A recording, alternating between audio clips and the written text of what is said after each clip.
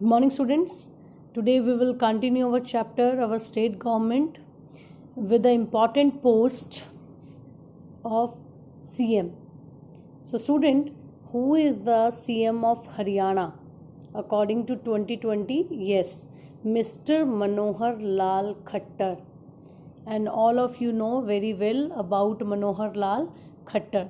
In this video, we will discuss about Chief Minister, role of Chief Minister and the functions of Council of Ministers. Okay, so let us start.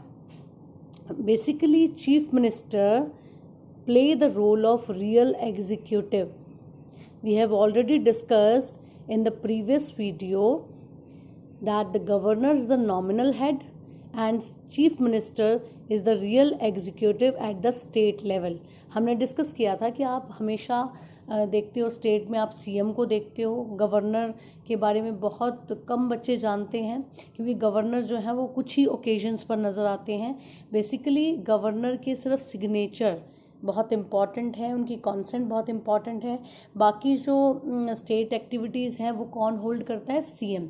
और central level पर यही काम कौन करता है? Prime minister. इसलिए आप president को कुछ खास ओकेजन्स पर ही देखते हैं और प्राइम मिनिस्टर को आप ज़्यादा जानते हैं. Okay, that is why CM is the real executive at the state level and PM is the real executive at the central level. Okay, because CM is the real executive because he implement the rules in the state.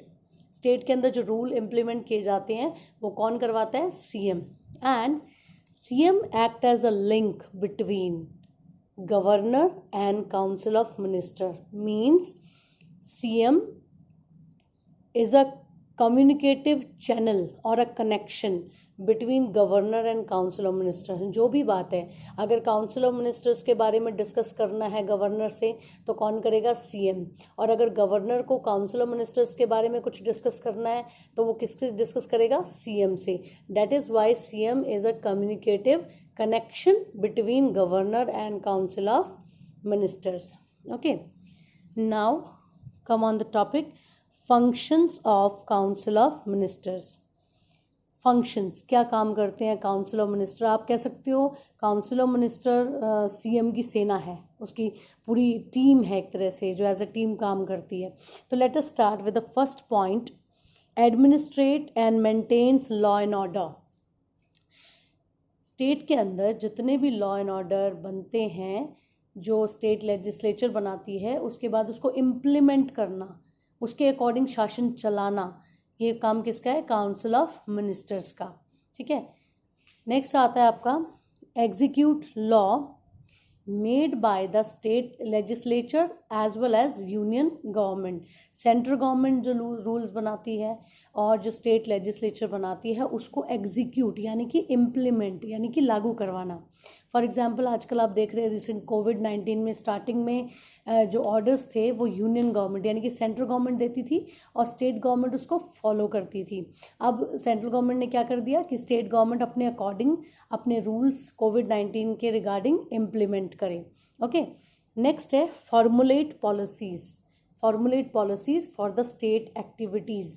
State के अंदर कौन कौन से programmes, कौन कौन सी policies implement होगी ये decide करता है CM with council of ministers.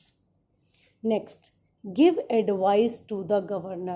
Yes, we have already discussed about that CM is a communicative connection between governor and council of minister.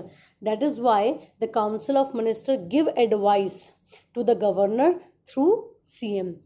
Okay, next, makes law with the help of state legislature on the state list and the congruent list. We have already discussed in the previous video about three lists: union list, state list and congruent list. So the state has the right to make law on state list and congruent list. जो state है वो state list और congruent list पर ही कानून बना सकता है with the help of state legislature. तो ये भी एक फंक्शन है in the last function of council of minister. Student, आपके बुक में डू यू नो में एक मेंशन है कि 610 डिस्ट्रिक्ट इन इंडिया बट ये डाटा आउटडेटेड है. At present according to 2020 739 districts in India and in Haryana 22 district at present. इतनी district हैं. ये एक जनरल नॉलेज का क्वेश्चन है जो आपकी डू यू नो में मैंशनड है. Okay, I hope you have understood this topic. CM, Council of Minister, function of Council of Ministers. Okay student, after listening this video you will read this topic with the help of your book and you will find out the question answers related to the topic. Thank you student, have a nice day.